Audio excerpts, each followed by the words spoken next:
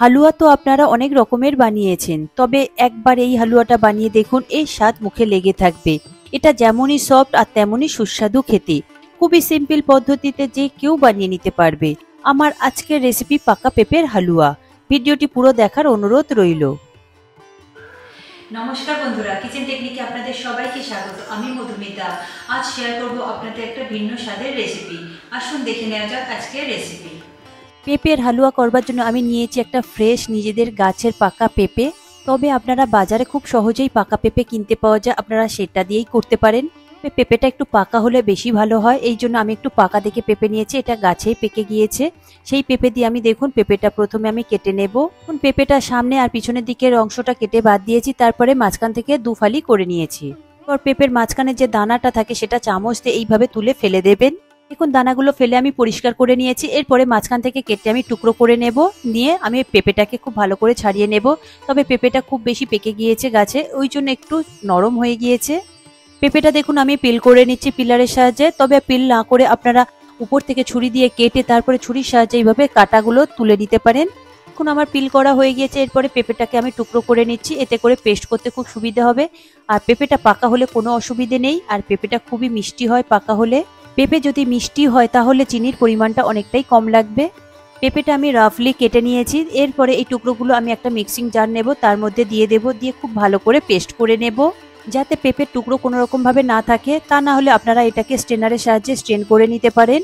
এখন আমার পেস্ট করা হয়ে গিয়েছে, খুব স্মুথ পেস্ট তৈরি হয়েছে, তাই আমি আর ছেঁকে নিলাম না, তাই একটা বোলের মধ্যে এটাকে ঢেলে নিয়েছি। এরপর এর মধ্যে 1/3 কাপ পরিমাণে আমি চিনি দিলাম। তবে আপনারা আপনাদের স্বাদ মতো চিনিটা দেবেন, কম কিংবা বেশি। এরপর দিয়ে দেবো 1/3 কাপ পরিমাণে কাস্টার্ড পাউডার। আমি এখানে ভ্যানিলা ফ্লেভারে কাস্টার্ড পাউডার ব্যবহার করেছি। এরপর পেঁপের পিউরির সাথে চিনি আর কাস্টার্ড পাউডারটা খুব ভালো করে মিশিয়ে নেব। আপনারা হ্যান্ড উইস্কের সাহায্যেও মিশাতে পারেন কিংবা চামচের সাহায্যেও মিশিয়ে নিতে পারেন, যাতে এর মধ্যে কোনো রকম ভাবে লাম্পস না থাকে। খুব ভালো করে মিশিয়ে নিয়েছি। এরপরে আমি দিয়ে দেবো 1 কাপ পরিমাণে দুধ। দুধটা আমার আগে থেকে ফুটিয়ে ঠান্ডা করা ছিল। দুধ দিয়ে পিউরির সাথে খুব ভালো করে মিশিয়ে নেবেন। এখন আমি খুব ভালো করে মিশিয়ে নিচ্ছি, দেখবেন এতে যেন কোনো রকম লাম্পস না থাকে। এখন খুব ভালো করে মিশানো হয়ে গিয়েছে। এরপরে এটাকে আমি হালুয়া তৈরি করে নেব। তার জন্য নিয়েছি একটা কড়াই। গ্যাসের ফ্লেমটা অন করবার আগেই এই পিউরিটা দিয়ে দেবেন কড়াইতে। গরম কড়াইতে দিলে কড়াইতে অনেক সময় লেগে যেতে পারে, আর এতে দুধ দেওয়া রয়েছে, যেহেতু গরম কড়াইতে দুধ দিলে অনেক সময় কেটে যেতে পারে। আমি গ্যাসের ফ্লেমটা অন করে দিয়েছি। এরপরে স্প্যাচুলার সাহায্যে কন্টিনিউ এইভাবে নাড়াচাড়া করবেন, তা না হলে কিন্তু কড়ার গায়ে লেগে যাবে। প্রথমে গ্যাসের ফ্লেমটা মিডিয়াম টু হাইতে রেখে এটাকে 6 থেকে 7 মিনিট মতো ফুটিয়ে নেবেন। দেখবেন ফোটানোর পরে অনেকটাই ঘন হয়ে গিয়েছে। বেশ স্প্যাচুলার সাহায্যে কিন্তু কন্টিনিউ নাড়াচাড়া করবেন। এরপরে আমি দিয়ে দেব 2 টেবিল চামচ পরিমাণে ঘি।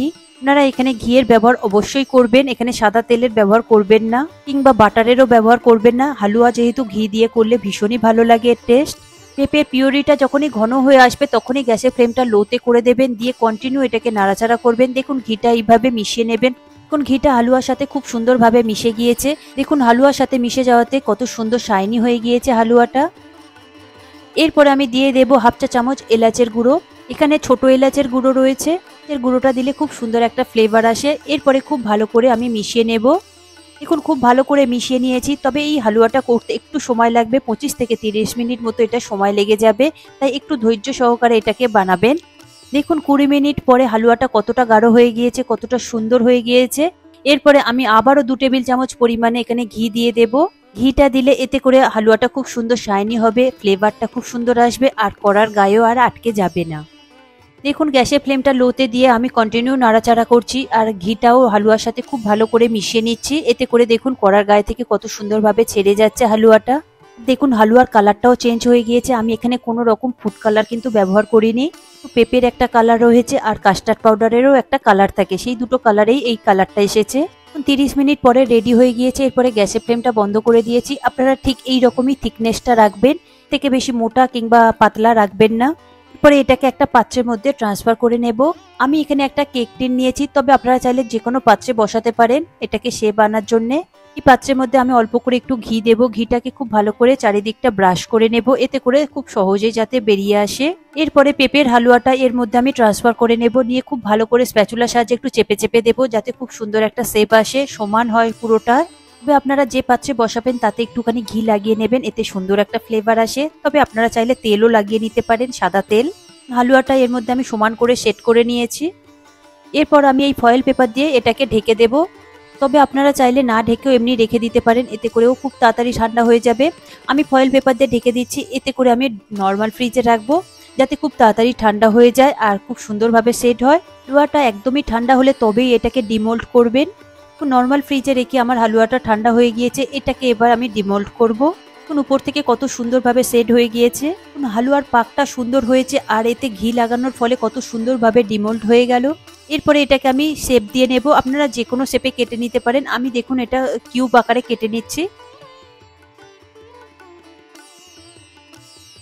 তবে হালুয়াটা আপনারা কাটবার সময় একটু সাবধানে কাটবেন, যেহেতু এটা ভীষণই নরম। আর ছুরিতে আপনারা অল্প করে একটু ঘি লাগিয়ে নিতে পারেন, এতে করে আর ভেঙে যাবে না হালুয়াগুলো। দেখুন আমার কাটা হয়ে গিয়েছে, আমি এটা কিউব আকারে কেটেছি। দেখুন আমি হাতে তুলে দেখাচ্ছি কতটা সুন্দর হয়েছে আর কতটা নরম হয়েছে আর কতটা পারফেক্ট তৈরি হয়েছে, একটুও ভেঙে যায়নি কিন্তু। পরে এই হালুয়াগুলোকে আরেকটু টেস্ট বাড়িয়ে নেওয়ার জন্য আমি এখানে ডাস্ট কোকোনাট নিয়েছি। ডাস্ট কোকোনাট আপনারা যে কোনো গ্রোসারি দোকানে পেয়ে যাবেন, এটা খুবই ইজিলি অ্যাভেলেবেল। এই হালুয়ার কিউবগুলোকে আমি এই ডাস্ট কোকোনাটের মধ্যে একটু করে কোট করে নেব। দেখুন ঠিক এইভাবে কোট করে নিচ্ছি, তবে একটু সাবধানে করবেন, এটা ভীষণই নরম তো ভেঙে যেতে পারে। দেখুন কোট করে নিয়েছি, কত সুন্দর লাগছে, দেখতেও খুব সুন্দর লাগছে আর খাবার সময় এই নারকেলগুলো মুখে পড়লে ভীষণই ভালো লাগে খেতে। এখন এইভাবে আমি সমস্ত হালুয়া কোট করে নেব, তারপরে আমি একটা প্লেটের মধ্যে এটাকে সার্ভ করে নেব। দেখুন সমস্ত হালুয়া আমার কোট করা হয়ে গিয়েছে, রেডি হয়ে গিয়েছে, কত সুন্দর হয়েছে, সফট হয়েছে একদম, খেতে তো অসম্ভব সুন্দর হয়েছে। দেখুন আমি এটাকে ভেঙে দেখিয়ে দিচ্ছি ভিতর থেকেও কতটা সুন্দর নরম হয়েছে। এখন একদম পারফেক্ট হালুয়া তৈরি হয়েছে। আপনারা প্রতিটা টিপস ফলো করে এইভাবে তৈরি করে নিন পাকা পেঁপের হালুয়া, খেতে কিন্তু অসম্ভব সুন্দর হয়েছে।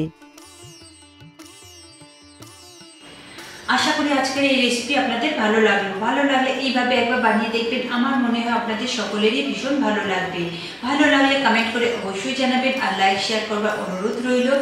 সাথে এই চ্যানেলটি যদি সাবস্ক্রাইব করা না থাকে তাহলে সাবস্ক্রাইব করে নেবেন আর পাশে থাকা বেল আইকনটা প্রেস করে নেবেন। আমি যখন এই ভিডিও আপলোড করব তখন আপনার কাছে নোটিফিকেশন চলে যাবে। আজ তবে এই পর্যন্ত, আবারও দেখা হবে অন্য কোনো রেসিপির সাথে। সবাই ভালো থাকবেন, সুস্থ থাকবেন আর ভিডিওটি পুরো দেখার জন্য অসংখ্য ধন্যবাদ।